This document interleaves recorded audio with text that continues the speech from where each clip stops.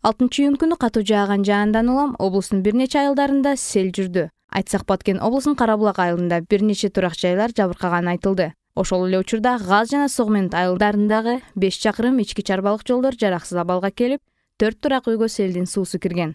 Мындан сырткары облустун Кадамжай районунда Охна, Гараж, Күлдү айылдары да селден улам жабыркаган. Айтырбай келген жаратылыштын кырсыгынан улам жабыр тарткан айылдарга жергиликтүү бийликтен атайын 2 техника бөлүнгөн. Каралакта сел. Алмалыда. Мына биягымга катышып атат сел.